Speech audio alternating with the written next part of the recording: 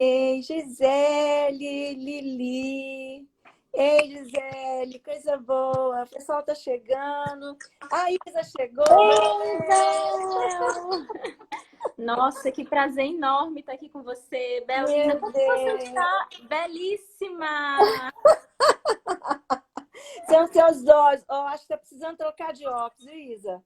Nada! E fez umas luzes maravilhosas no cabelo. Ah, é claro. Os brancos vão chegando, você tem que valorizá-los, né? E não escondê-los. Nada. Minha mãe disse que mulheres não envelhecem, mulheres escurecem.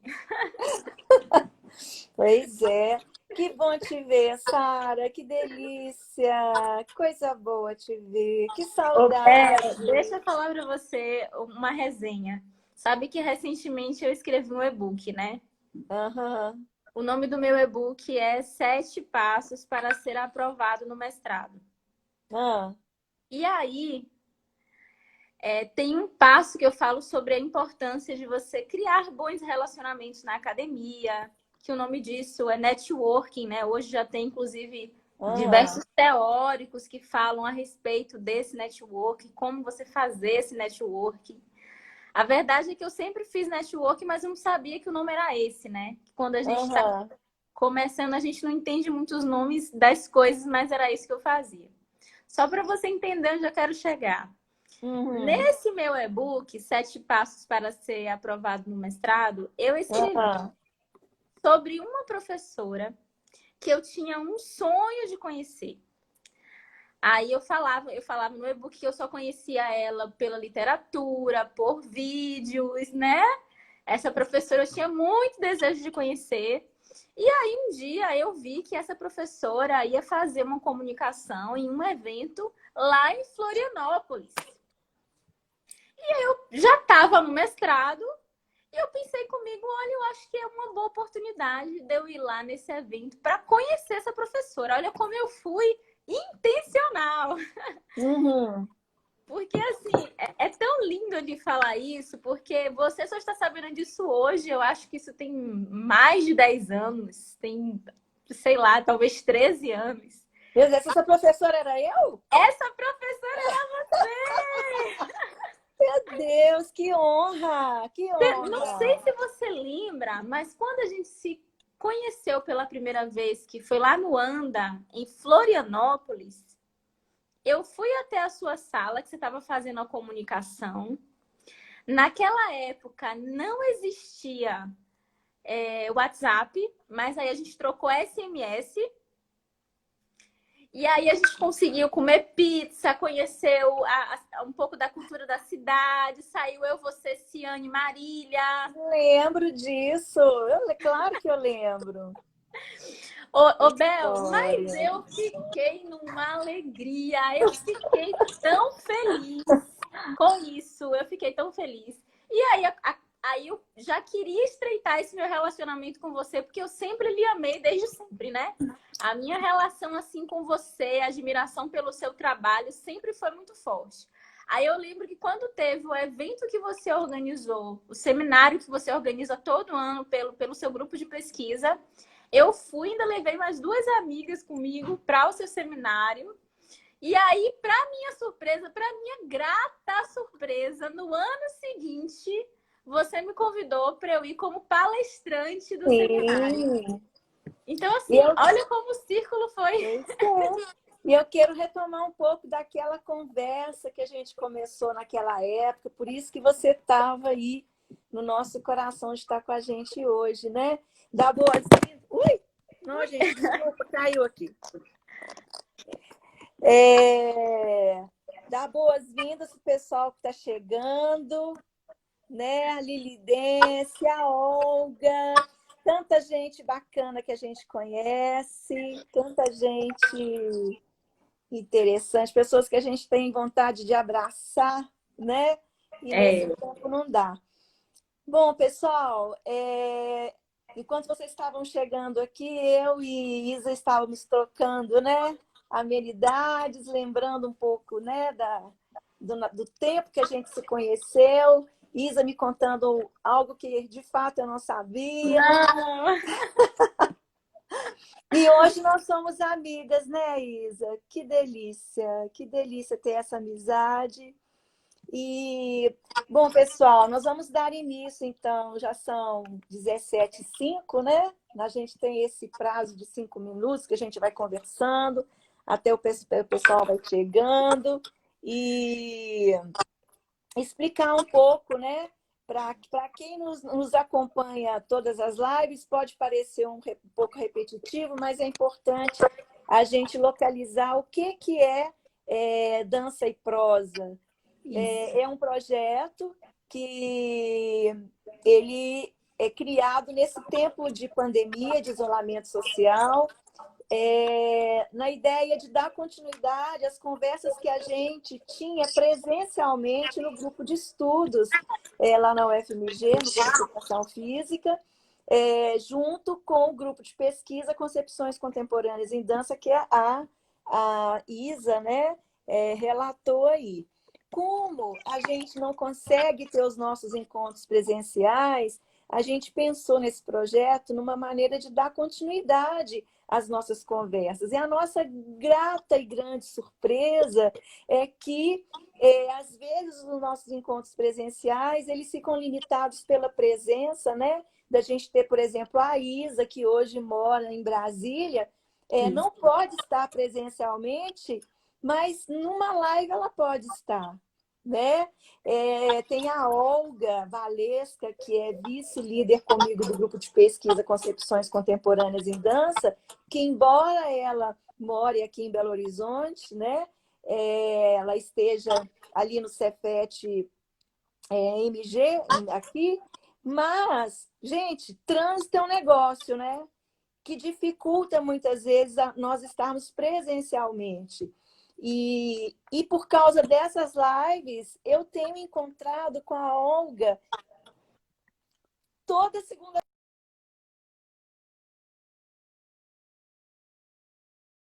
planeja cada convidado. E então a dança e prosa é isso. Não é só falar de pesquisa, não é só falar de grupo de pesquisa, mas é a gente conversar sobre a dança dessa maneira leve e, ao mesmo tempo, profunda. Por isso que a gente tem convidado, para começar, as pessoas que fazem parte do Concepções Contemporâneas em Dança. A Isa é uma das pesquisadoras do grupo, né? Ela já esteve conosco, inclusive, dando oficina, palestrante. Ela tem uma área que eu sou apaixonada, e que ela me ajudou muito, foi parceirona no meu doutoramento, que foi ela me ajudou a produzir os vídeos danças, as pesquisas para vídeos dança, enquanto eu estava lá em Paris, trabalhando, né, com a dança na mochila, na Sorbonne, naquela corrida de doutorado, a Isa aqui no Brasil me dando todo o suporte que eu precisava na área de tecnologia e na área da produção desses vídeos. Então, Isa, você não sabe o tanto que eu sou grata por isso, né?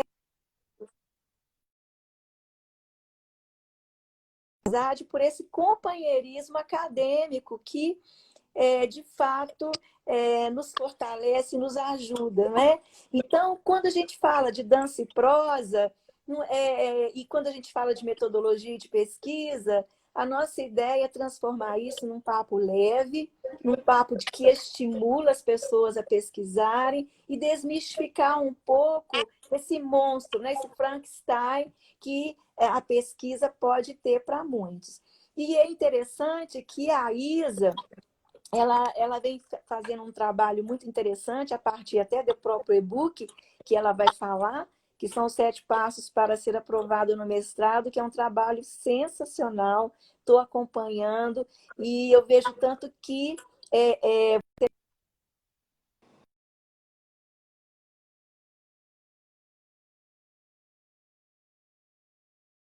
e chegar nesse lugar que é a pesquisa. Gente, eu tenho um breve currículo da Isa aqui, que eu faço questão de ler, porque ninguém chega num lugar de paraquedas, né? Tem toda uma trajetória. A Isa, ela é uma entusiasta, em primeiro lugar, da vida, né? Ela é fascinada por aprender e refletir como a vida pode ser melhor. E um pesquisador tem que ter paixão pelo que faz, senão não acontece. Foi uma conversa que eu tive aqui com a Olga e com a Ciane logo nas primeiras lives. A Isa, gente, ela é doutora em educação pela Universidade de Brasília, lá na UNB, com doutorado sanduíche pela Faculdade de Motricidade Humana na Universidade de Lisboa. A Isa é bailarina, é professora por vocação, atua como mentora acadêmica, construindo pontes entre o profissional em busca de ascensão e a cultura acadêmica. Servidora pública federal, professora do Instituto Federal de Brasília, do IFB, é artista educadora, interpessoal e intrapessoal. A Isa é professora de metodologia científica e orientadora de projetos científicos. Possui uma mentoria em curso e já lançou grupos de desafios preparatórios para um mestrado com letras garrafais, com diversos alunos aprovados, cuja satisfação tem sido unânime. De todos os títulos que conquistou ao longo da sua trajetória, esse é o que ela mais gosta. A professora Isa Sararrego é uma realizadora de sonhos. Que lindo, Isa, que lindo. Então, gostaria que você falasse um pouco para a gente dessa trajetória, né? Eu conheço um pouco dessa história, mas eu acho que seria interessante você compartilhar um pouco, porque talvez tenha alguém aqui que não conheça. Como é que você chegou aonde você chegou?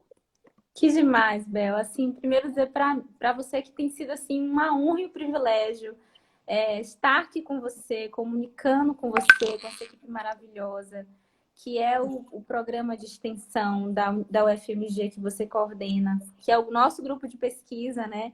E dizer que foi assim uma experiência única na minha trajetória, tá ali no stand-by, tá ali na parte operacional, né, da videodança que você vinha projetando ali no seu doutorado, assim, eu nunca vou esquecer. Para mim, eu sonhei aquele doutorado com você, eu me inspirei em você, e eu lembro que quando eu consegui passar no meu doutorado, eu lhe escrevi, dizendo assim, olha, Bel, a partir daquela semente eu colhi.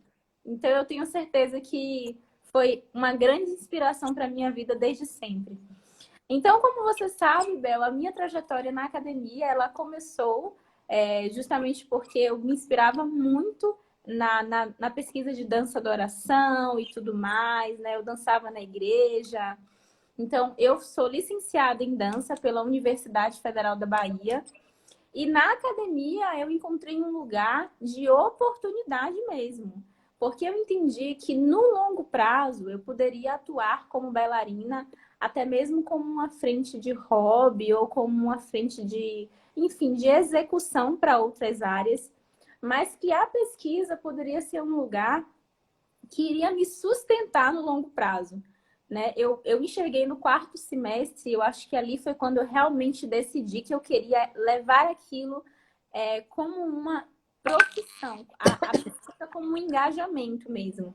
E aí, de repente, você que está me ouvindo, esse é o momento de você se envolver com um grupo de pesquisa, colar na professora Isabel, fazer um programa de iniciação científica, fazer uma iniciação tecnológica, fazer um grupo, participar de projetos de extensão, enfim, oportunidades aí não vai faltar para você, é só colar nessa mulher que você vai brilhar. Cola nela que você brilha. Então, basicamente foi isso. No quarto semestre eu decidi que eu queria fazer mestrado e eu acho que o ambiente que você se coloca, ele define os seus próximos anos. Então, hoje a gente é um resultado do nosso passado e o ambiente que a gente se coloca hoje é o que vai definir os nossos próximos anos. Então, de certa forma, eu tenho essa consciência de que o meu envolvimento em grupo de pesquisa, ele foi fundamental para eu ingressar no mestrado com tanta velocidade. Porque só para você ter uma ideia, quando eu colei grau, eu já estava aprovada no mestrado. Então, foi um pulo, né? Tanto que lá na Universidade Federal da Bahia, a gente tem licenciatura e bacharelado, os dois. Eu fiz o bacharelado fazendo o primeiro ano do mestrado. Ou seja, foi uma formação que aconteceu naturalmente, porque eu fiquei 3 anos inseridas em ambientes de grupo de pesquisa, com uma profissional maravilhosa, a professora Denise Coutinho, uma grande referência na Universidade Federal da Bahia, que ela tem uma pesquisa na área de psicologia e tudo mais, enfim, com teóricos do século XXI. Fantástica, uma pessoa fantástica. Ela me instruiu muito. Então, eu segui a trajetória no mestrado e logo em seguida, né, eu fui tentar o doutorado, me aventurar aí nessa jornada do doutorado. Foi quando eu fiz diversos processos seletivos e passei no processo seletivo da Universidade de Brasília. Nesse interim, né, já bastante inspirado na sua trajetória, como eu falei no início, eu fiz a seleção para ser bolsista do doutorado sanduíche pela CAPES e passei, né? Foi todo um passo a passo, toda uma documentação, manda documentação para lá, pega documentação para cá e morei em Lisboa, onde eu fiz o meu doutorado sanduíche na Faculdade de Motricidade Humana da Universidade de Lisboa. E foi uma experiência única, porque eu acho que é um pouco do que a gente já vai conversar aqui, né? Essa possibilidade de intercâmbio cultural que a pesquisa pode nos proporcionar. Então foi assim, né? Assim, em síntese, para poder avançar, foi isso. Nessa trajetória eu percebi que eu era muito boa de escrever projeto, eu era muito boa de avaliar projeto, que eu tinha um olho muito clínico para olhar projeto, para entender um problema de pesquisa. Isso, independente da área do conhecimento, eu comecei a entender que eu tinha realmente traquejo e eu compreendi uma dor que existia no âmbito acadêmico, que era como eu faço isso para chegar onde você chegou? Né? Como eu faço para trilhar esse caminho com tanta maestria como você trilhou? E aí eu entendi que eu poderia transformar toda essa minha jornada em uma missão. Eu falei, não, então, se existem pessoas que têm essa dor, eu vou ser essa pessoa que vou ajudar a sanar essas dores. Então, hoje, eu transformei a minha trajetória acadêmica, né, em um grande respaldo para que eu pudesse ajudar as pessoas a passarem no mestrado. Essa tem sido a minha principal pesquisa dentro da academia e é isso que eu tenho me dedicado, é isso que eu pretendo me dedicar também ao longo aí de alguns anos, porque eu tenho visto realmente que isso tem agregado muito valor na vida de outras pessoas, né? Imagine se a gente pega um conhecimento de tantos anos e só retém para a gente, né, Bel? Esse foi seu tema de doutorado, Isa? Não, não, não, não. O tema do meu doutorado seguiu na linha do meu tema de mestrado. O meu doutorado eu construí uma metodologia para o ensino bastante inspirado nas novas tecnologias.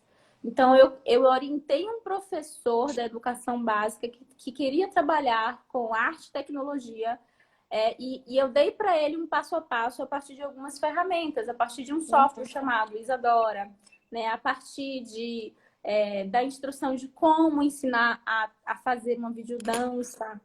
Então, foi em outro lugar, né? Mas hoje o meu campo de atuação, de fato, tem sido esse.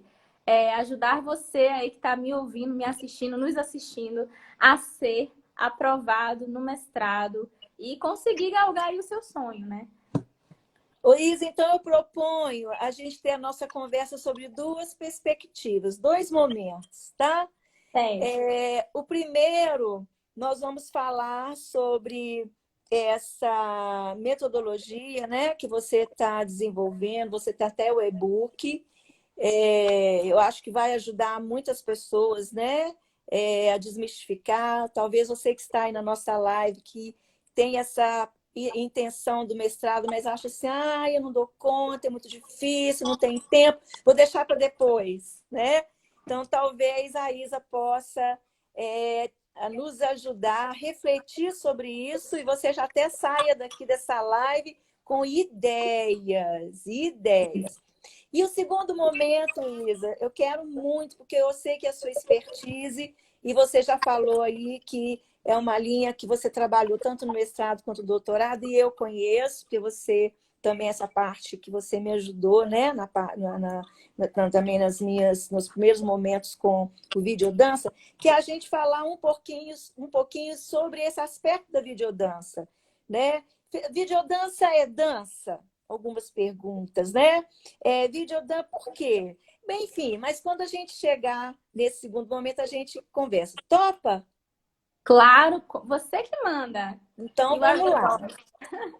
Então, Isa, afinal de contas, qual que é a importância do mestrado numa formação acadêmica? Então, eu estava falando sobre isso recentemente em um vídeo que eu publiquei lá no meu Instagram, que eu falo a respeito de um tripé, né? Então, a gente vai ter aqui a ideia de um triângulo, onde a gente tem a ponta transformação, a vértice que a gente tem autoridade e a outra vértice que a gente tem o reconhecimento. Eu vou falar que o mestrado, que a pesquisa, de uma forma geral, ela sempre vai estar resolvendo uma grande questão.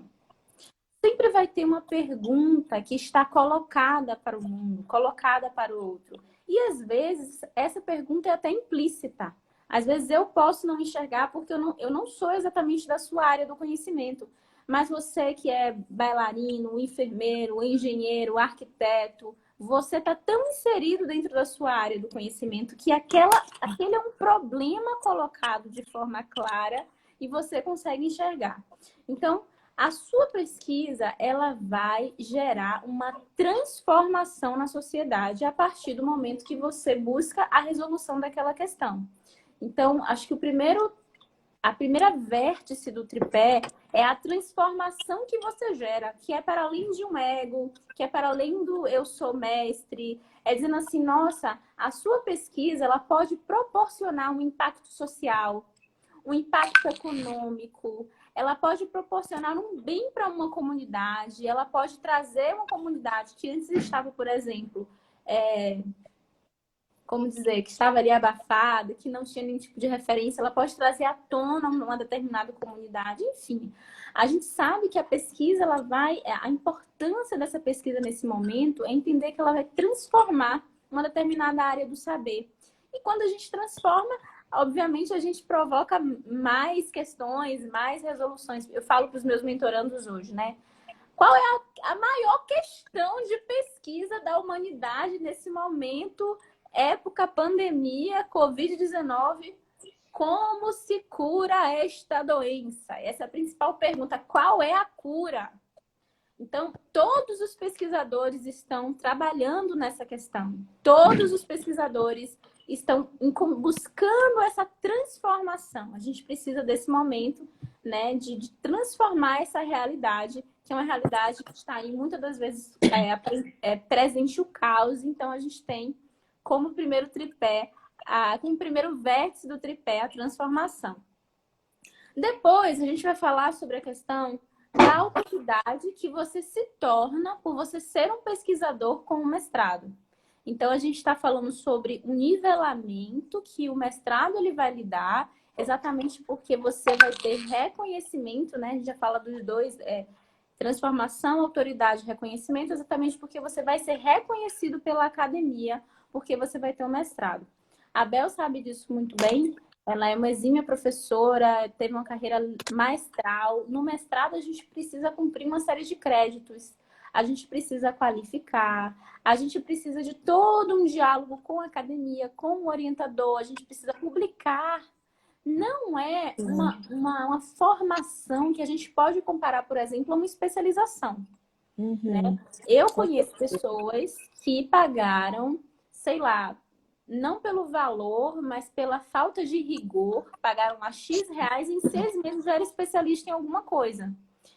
No mestrado, isso é impossível. Você precisa cumprir aquele rigor metodológico requerido.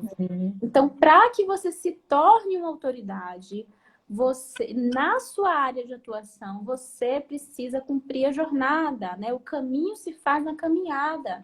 E aí vai entrar muitas das vezes incertezas, vai entrar muitas das vezes insegurança, e troca de metodologia, e pesquisa um de lá, e pesquisa um de cá. Mas então, qual é a importância desse mestrado na sua formação? É você gerar uma transformação para o mundo, é você se tornar uma autoridade dentro da sua área e você ser reconhecido pelos seus pares.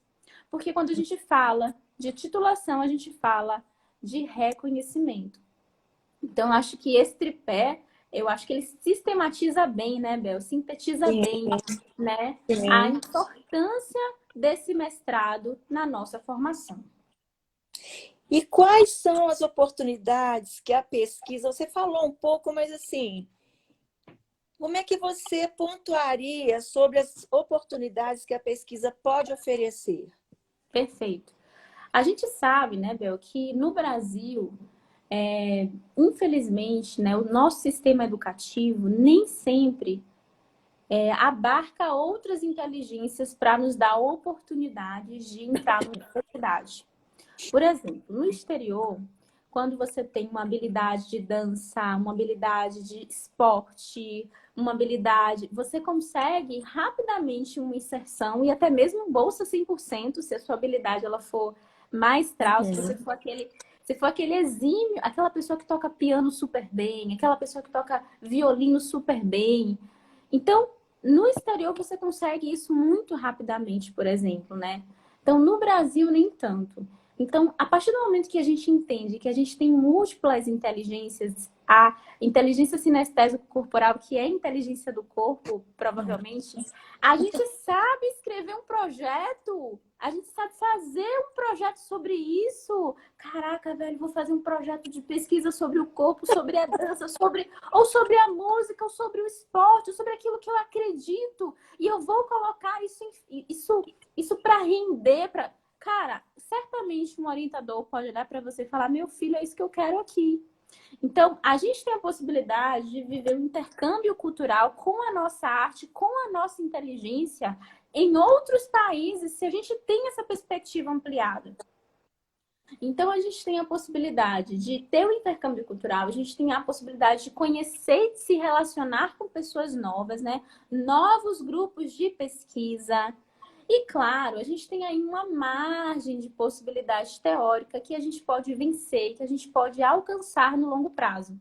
Então, veja, olha que maravilhoso. A gente já saiu da caixinha, né? Primeiro, a gente achava que inteligência era aquela apenas a lógico-matemática. E a gente está falando de, no mínimo, 9, né? A gente tem a inteligência interpessoal, a inteligência intrapessoal. Caramba, velho, a gente está falando de habilidades do futuro. Aquilo que, inclusive, a máquina nunca vai ser capaz de fazer. Você pode ter um checklist completo, dê para a máquina, ela não vai saber o que fazer primeiro. Mas, E Isa, a Marilene, né, está participando com a gente aqui no chat. Você falou de máquina, né? Quer dizer que a gente trabalha, você busca, você é capacitado, mas ela falou aí que o curso superior no Brasil ele é excludente. Como lidar com essa realidade? Você concorda com ela? eu acho que a gente está caminhando, né? Infelizmente, o acesso ainda é por nota. E nota não significa nada, né? Porque Significa pouco, né? significa pouco, porque veja, a gente pede para o aluno estudar uma série de coisas que não serão aplicadas em sua vida no longo prazo. Ah, vamos Uhum. aprender, sei lá, função de primeiro grau. Tá, quem for fazer algum tipo de engenharia ou algum tipo de que precise realmente dessa função, mas eu falo de uma realidade que a gente pode adotar no longo prazo que vai formar o sujeito enquanto ser social. Sabe como é maravilhoso você ter a oportunidade Eu participo hoje, Bel, de uma educação que a gente fala que é educação inovadora, onde o aluno ele faz parte da construção do PPC, da construção do currículo. Então, imagine se a gente pode, né? Porque os nossos processos seletivos, eles não são assim. Mas imagine se a gente pode, enfim, se a gente tem a oportunidade de, no longo prazo, preparar esse aluno para ele ser um cidadão de bem, né? Ou quem sabe até um empresário, porque às vezes a gente prepara o aluno para trabalhar em um determinado lugar e não prepara o aluno para gerir pessoas, para ser um grande líder, né? Enfim, a gente tem aí uma lacuna, a gente tem um gap em nossa educação que precisa ser vencido. Nota não significa muita coisa ainda no meu ponto de vista. A gente tem alunos maravilhosos com notas excelentes, mas que não conseguem estabelecer comunicação, tá? Que Uhum. eles andam, na verdade, para baixo corcunda, não tem essa inteligência do corpo, por exemplo, né? Não consegue entender que comunicação é também a comunicação não verbal. A gente tem a comunicação verbal, que é essa que a gente está aqui falando, e que a gente usa o celular agora como meio, a internet. Mas a gente tem a educação do corpo, Veja que o que a gente veste, a roupa que a gente escolhe, a forma como a gente olha para o outro, tudo isso comunica, É, tudo isso é muito importante, né? hoje fala-se muito da inteligência emocional, né, Isa? Exatamente. Não E é essa a inteligência quadrada que decora, que preenche quadradinhos, mas uma inteligência que dialoga com todas as caixinhas, né? perfeito, porque assim, meu, a gente vai falar.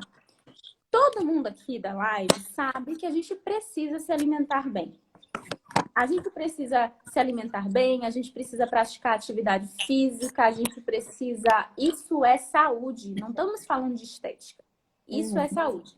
Agora, saber é de uma inteligência que a gente fala que é do intelecto, que é da zona do saber. Agora, fazer é emocional. Entrar em ação é a sua capacidade de colocar energia e, como a gente fala, né, manifestar um poder. Aí isso vai de você entender quem você é, isso vai de você entender da onde você está, aonde você quer chegar, né? Se você Uhum. entender a questão do pertencimento, de Sim. você pertence a uma comunidade, entender também que você merece. Muitas pessoas se boicotam e não correm para o seu sucesso, Bel, porque no fundo, elas acham que elas não merecem. Então, quando elas estão quase lá, elas voltam. Ou fazem alguma coisa, ou começam a se envolver com alguém que dá tudo errado. E aí afastam ela do sucesso. Então, aí é o que a gente fala da inteligência emocional. Eu Uhum. mereço, eu pertenço, aquilo é para mim, eu olhei para o meu futuro, gostei do que vi, tô correndo para ele. Inteligência É emocional. isso aí, que bacana. Ô, Isa, e qual que é a principal característica do pesquisador do século XXI? Então, eu falo que é a autorresponsabilidade. E aí, quem está aqui me acompanhando há mais tempo já cansou de me ouvir falar sobre isso, mas eu penso que a autonomia e a autorresponsabilidade é uma coisa que vai salvar a gente para tudo. Porque a partir do momento que a gente entende que os resultados que a gente tem na nossa vida não existe. Tipo assim, a gente gerou os resultados da nossa vida, fica mais fácil. É duro ouvir isso, mas ao mesmo tempo é libertador. Porque se você gerou aquele resultado, significa dizer que você pode gerar outros resultados, né? Então, a partir do momento que eu entendo que o resultado que eu tenho na minha vida é porque eu sou responsável, eu posso olhar para aquele resultado e falar, cara, eu não quero mais esse resultado. Eu quero X resultado. Então, agora eu vou buscar os caminhos e as estratégias. E aí, né, a inteligência emocional, né? E aí tem um coach muito querido chamado Paulo Vieira que ele vai falar sobre as leis da autorresponsabilidade, né? Que é, se for para criticar, cale-se. Se for para reclamar, dê sugestão. Se for para buscar culpados, busque solução. Se for para se fazer de vítima, faça-se de vencedor. Se for para justificar os seus erros, aprenda com seus erros. Né? E se for para julgar as pessoas, pelo amor de Deus, não julgue as pessoas. Julgue as suas atitudes. Então, quando você começa a aplicar essas leis na sua vida, você fala: caraca, tá tudo na minha mão. Então, eu acho que é uma característica do pesquisador do século XXI, mas também da dona de casa do século XXI, mas também do bailarino do século Pois XXI. Ou seja, é uma característica que o sujeito, enquanto ser social, que quer crescer, que quer avançar, tem que realmente ter essa dimensão mais expandida, né? Poxa, eu tenho esse resultado, não tá legal, caraca, eu posso mudar.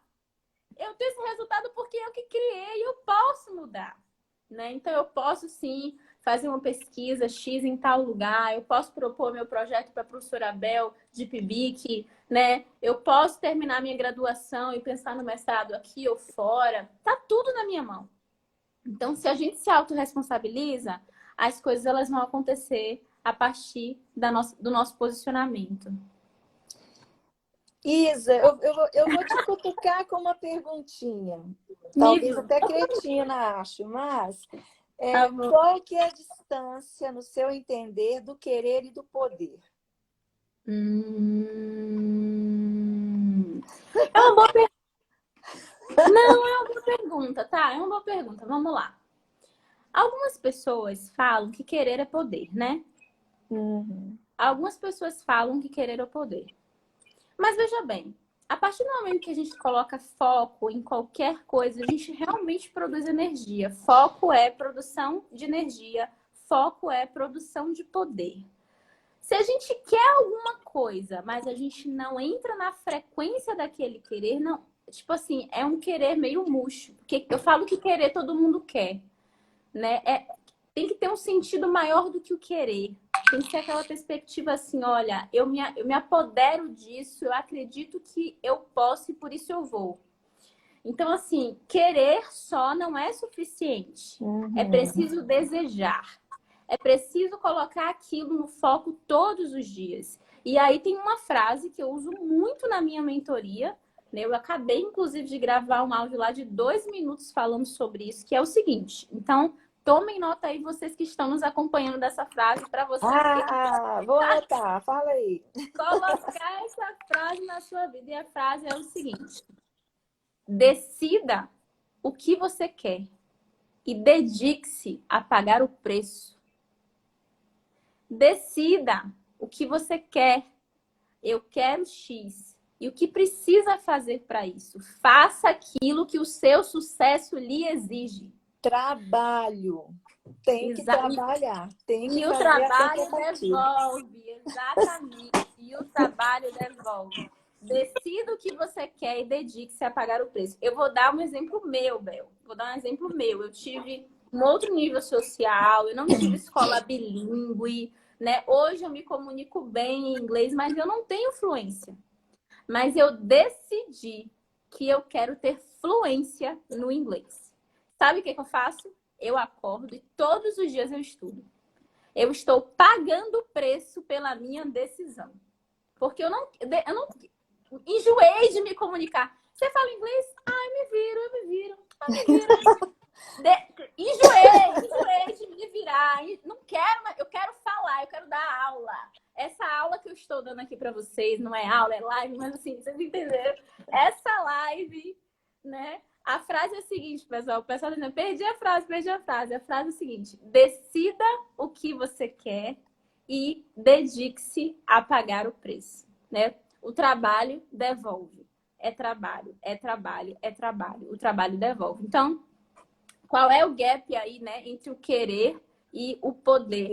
É o quanto você Exatamente. está decidido a entrar em ação. É o quanto você está decidido a mudar o seu comportamento.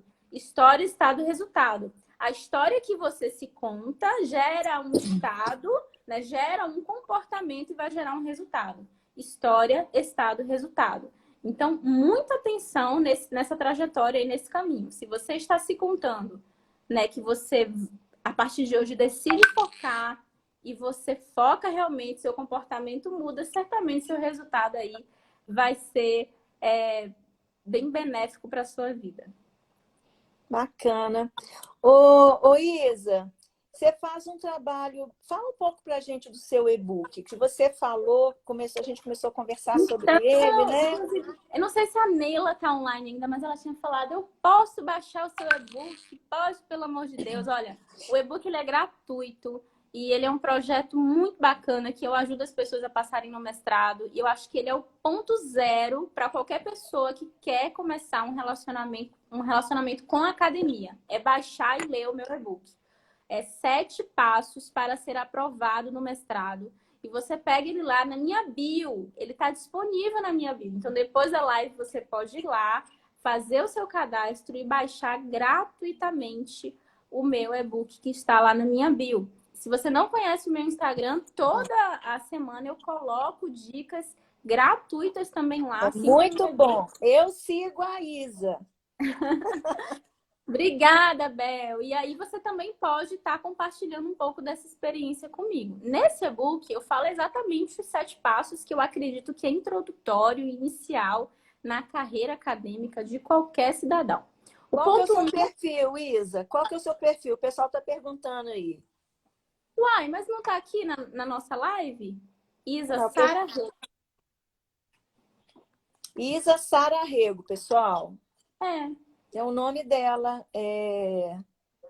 O perfil, né? É, o nome pesquisador, é o nome de pesquisador mesmo. Então, olha Olha, a só, Daiana está falando que começou a te seguir hoje, já aprendeu muito. sensacional, sensacional. Vamos trocar muitas figurinhas, Daiana. Uhum. Ó, são 7 passos. Qual é o primeiro passo? Conhecer o programa de pós-graduação, fundamental. Né? Eu vou só dar um spoiler aqui, porque na verdade você vai lá, vai baixar e vai ler o meu e-book, tá? Vou só dar um spoilers. Conhecer o programa de pós-graduações, maratonar os editais anteriores, né? Por exemplo, decidi que eu quero fazer mestrado em comunicação e semiótica no programa de pós-graduação da UFMG. Aí vou pegar o edital do ano passado e vou ler o edital, vou ver todos os documentos necessários, né? Atualizar o seu currículo Lattes é o terceiro passo. Se você não tem, você vai fazer o seu currículo Lattes. Aí eu explico o que é currículo Lattes, eu coloco o endereço lá do Lattes. O quarto passo é realmente estudar as etapas do processo seletivo. A maioria dos programas tem uma fase chamada de análise do pré-projeto. Então, você tem que fazer a construção de um pré-projeto de pesquisa muito do bem feito, né?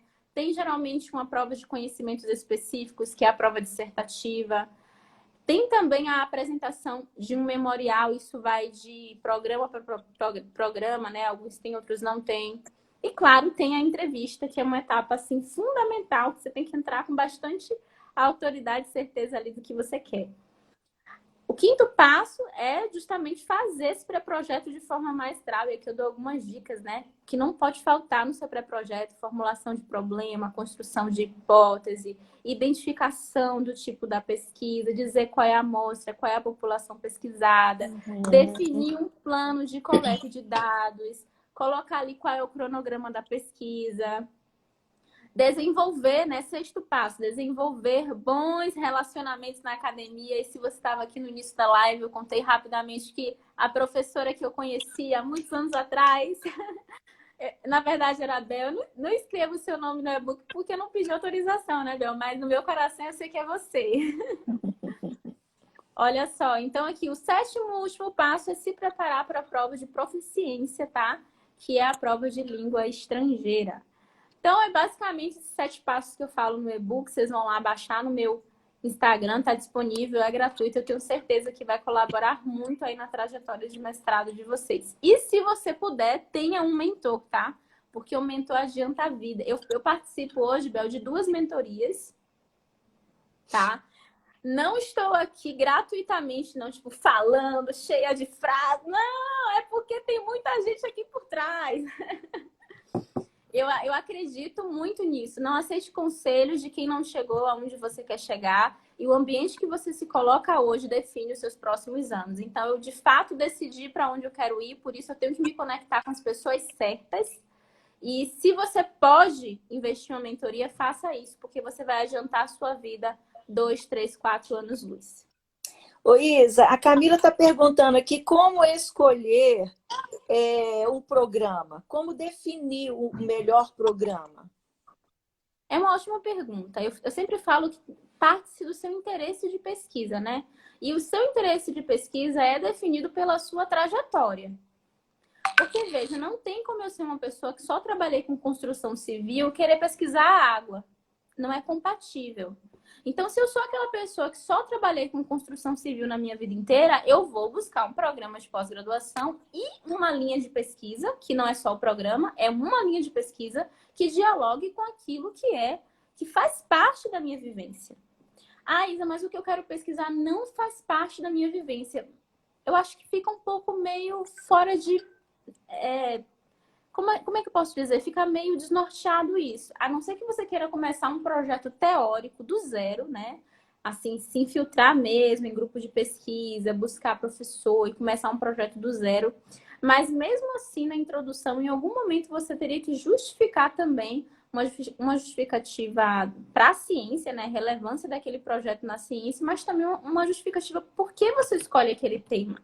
Geralmente, todas as nossas pesquisas, né, Bel, tem muita relação da onde a gente veio, de quem a gente é, o que a gente faz. Então, como escolher um programa? Você escolhe o programa e a linha de pesquisa a partir das suas vivências. Isa, a gente está caminhando para encerrar e eu queria que a gente terminasse, assim, caminhasse para finalizar a nossa conversa, já que a gente está falando pesquisa com oportunidade, a gente falar um pouco da dança como área de pesquisa, né? Quem está aqui, tem muita gente aqui participando dessa live, com certeza dialoga de alguma maneira com a área da dança, né? Então, o que você teria para dizer para nós, com a dança como área de pesquisa, se tem oportunidade, quais oportunidades seriam? Perfeito. Começar dizendo, né, para a gente compreender esse lugar da inteligência do corpo, né, que eu já tinha falado aqui no início da live, né?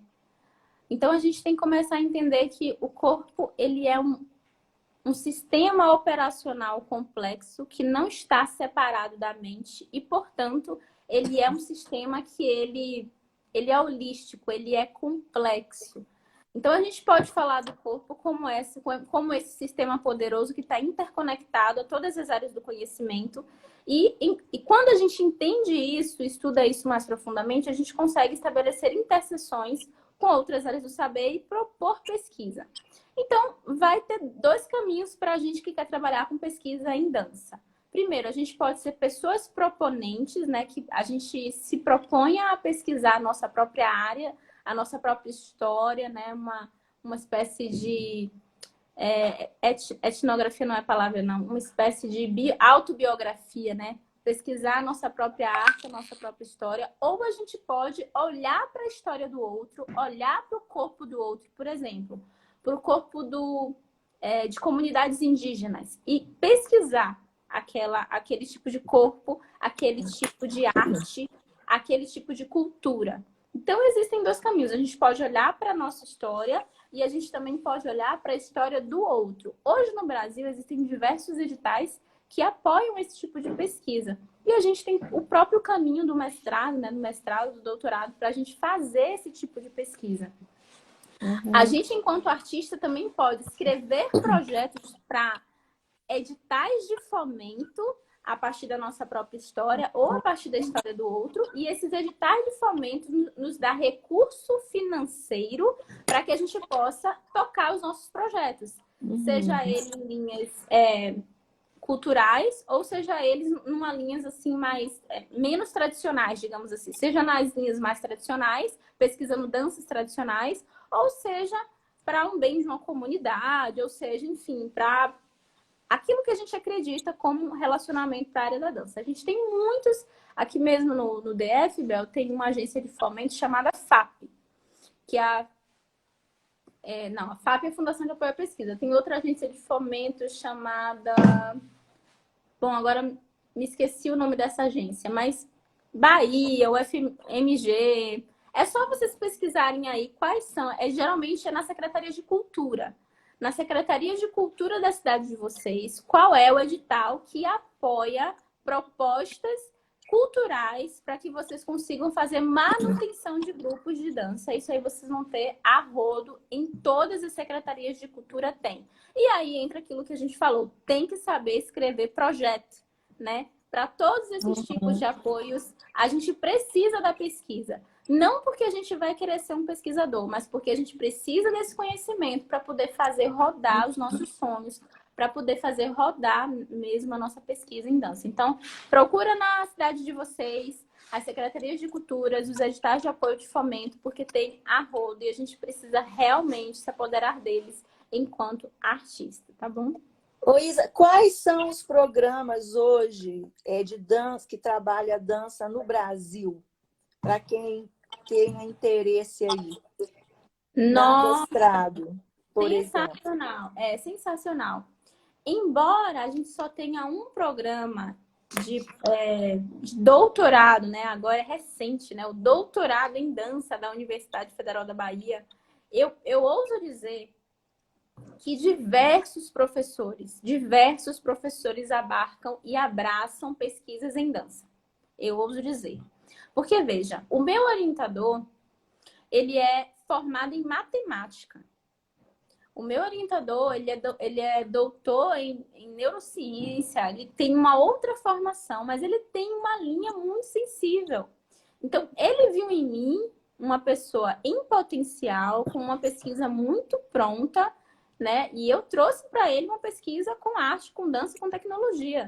Só que a formação dele era em matemática. O que eu tô querendo dizer é o seguinte, que embora a gente tenha a UFBA, que é um programa de dança, embora a gente tenha ali em São Paulo, acho que na USP, na Unicamp, a gente tem um programa de dança, eu ouso dizer que cada vez mais a arte dentro do currículo e os orientadores estão com um ar mais sensível para esse universo. Sim. Então, ainda que a gente tenha poucos programas de dança, os orientadores estão abertos a projetos de dança. Então, você pode ver que os programas de pós-graduações em artes cênicas, que são muito maiores do que os de dança no Brasil, todos vai ter uma linha para corpo. Todos vai ter uma linha de pesquisa para corpo.